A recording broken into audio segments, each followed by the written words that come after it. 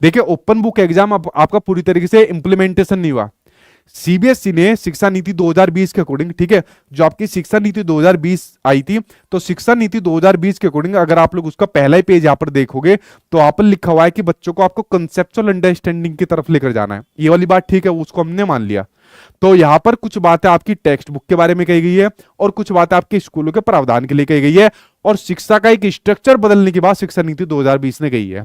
तो इसी से प्रेरित होकर इसी की गाइडलाइंस के अकॉर्डिंग सीबीएसई ने क्या काम करा, सीबीएसई ने क्लास 9th से लेकर 12th तक के बच्चों के लिए ओपन बुक एग्जाम कराने का यहां पर प्रस्ताव दिया आपका। अभी पूरा इंप्लीमेंटेशन नहीं हुआ क्योंकि इसके ऊपर कुछ आपके विवाद यहाँ पे चल रहे हैं। ओपन बुक एग्जाम का मतलब है, जैसे को आपको इसके नाम से पता चल रहा है कि इसमें आपको बुक्स ओपन करनी है। जब हम लोग अपना एग्जाम देते थे 9, 10, 11, 12 के, मान लीजिए हमारे बोर्ड एग्जाम्स भी यहाँ पर होते थे, तो हम लोग वहां पर चीटिंग नहीं कर सकते थे, बुक नहीं लेकर जा सकते थे। हालांकि हम तो लेकर गए थे, ठीक है, इसको हम लोग खुल के यहाँ पर बताते हैं। हम लोग बुक्स लेकर जाते थे, फर्रे लेकर जाते थे, कोई यहाँ फर्रा छिपाते थे, कोई छोटी पॉकेट में पहले एक ज्योमेट्री आती थी उसकी फौजी टाइप सी, मैं नाम भूल रहा उसका, उसके नीचे की स्लाइड हटाई, उसको ऊपर करा, उसके नीचे पूरा फर्रा बिछा दिया और उसके ऊपर लगा दिया, और जैसे ही आपका एग्जाम के अंदर गए हल्का सा हटाया देख लिया, हल्का सा हटाया देख लिया तो इस प्रकार के फर्रे आप लोगों ने सभी ने चलाए होंगे, हमने भी चलाए भाई, क्योंकि कुछ सब्जेक्ट के अंदर बड़ा डर लगता था यार इसमें पास होंगे भी या नहीं होंगे, ठीक है। तो इस प्रकार की नकल हम कोई करता था।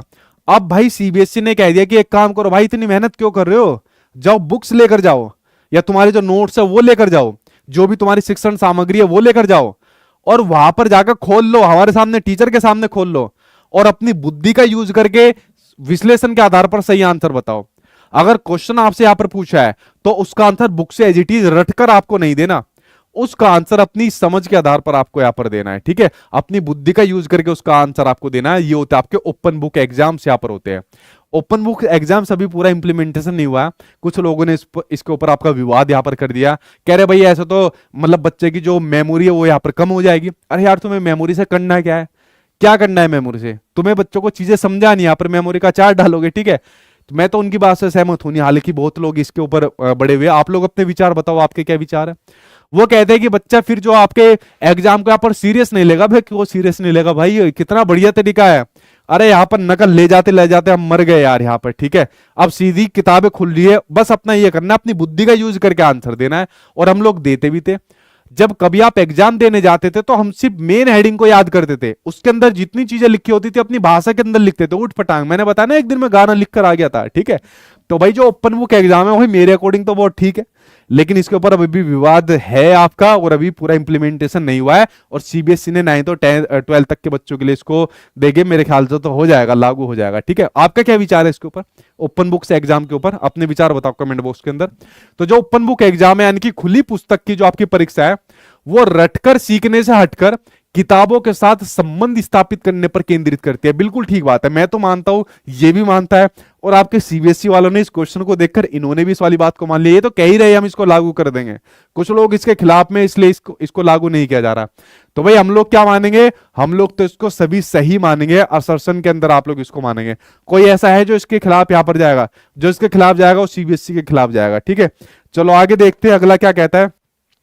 अगला आपके सामने रीजन यहां पर क्या कहता है, कारण क्या कहता है कि जो खुली पुस्तक परीक्षा यानी कि ओपन बुक एग्जाम्स आपके सामने, वो विद्यार्थियों का भार यानी कि बोझा कम करती है, क्योंकि इससे उन्हें परीक्षा की तैयारी पहले से नहीं करनी पड़ती। क्या बात है यार, भार कहां से कम कर दिया, भार यहां पर कम नहीं करती, ठीक है। जैसा आपकी प्रोफेसर यशपाल कमेटी आई थी 1992 के अंदर, तो लर्निंग विदाउट बर्डन की बात हुई थी, शिक्षा बिना बोझ के यहां पर बात हुई थी। बोझ का मतलब है उनके स्कूल बैग को यहाँ पर कम कर दिया जाए, दुनिया भर की किताबें रोज बच्चा स्कूल के अंदर लेकर जाता है, अपनी कॉपी लेकर जाता है, उसको वेट को यहाँ पर कम करा जाए। लेकिन यहाँ पर आपका भाई उसके मतलब एजुकेशन का भार ही कम कर दिया जाए, ये वाली बात गलत है। एजुकेशन का भार कम करने की बात नहीं करी जा रही, उसको बुक से कनेक्ट करके उसकी क्रिटिकल थिंकिंग को बढ़ाने की यहाँ पर बात करी जा रही है, ठीक है। वो कह रहा है परीक्षा से पहले तैयारी नहीं करनी पड़ेगी, करेगा भाई तैयारी इसके अंदर, तो रीजन आपका गलत है। आगे हमें दोनों के बीच में संबंध देखने की जरूरत ही नहीं है, संबंध तो तब देखेंगे ना हम दोनों के बीच में जब दोनों ठीक होंगे, एक सही है एक गलत है, अब संबंध हो या ना हो हमें कोई फर्क नहीं है, हमारा आंसर निकल गया। तो केवल ए सही है, क्या है, केवल ए सही है, यानी कि आंसर नंबर 3 यहां पर आपके सामने सही हो जाएगा, 3 के साथ आप लोग जाओगे, ठीक है। होना चाहिए सर, होना चाहिए, ठीक है।